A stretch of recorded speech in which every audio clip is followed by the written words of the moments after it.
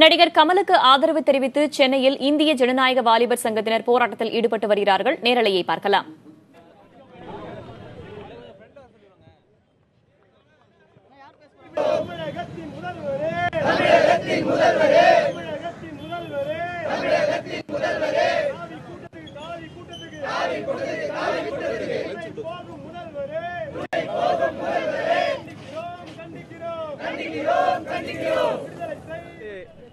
நிரூபிக்கப்பட்டிருக்கிறது.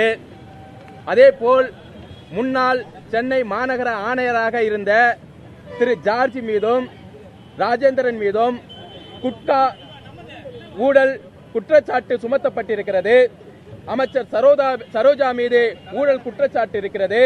தமிழகத்தில் ஏராளமான அமைச்சர்கள் மீது அதிகாரிகள் மீது ஊழல் குற்றச்சாட்டு இருக்கக்கூடிய நிலையில் நடிகர் கமலஹாசன் தமிழகத்தில் ஊழல் மலிந்திருக்கிறது, தமிழக அரசு துறையில் அத்தனை துறையிலும் ஊழல் அதிகரித்திருக்கிறது என்கிற கருத்தை பதிவு செய்திருக்கிறார். அவர் சொன்ன கருத்து இந்திய அரசியலமைப்பு சட்டம் இந்திய குடிமக்களுக்கு வழங்கி இருக்கக்கூடிய ஜனநாயக உரிமையின் அடிப்படையில் அந்த கருத்தை தெரிவித்திருக்கிறார்.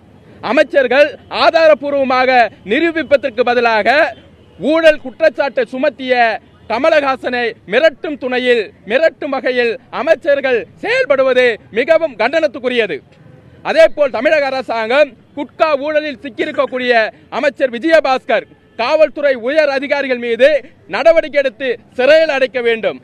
அதேபோல அமைச்சர் சரோஜா மீதும் நடவடிக்கை எடுத்து சிறையில் அடைக்க வேண்டும்.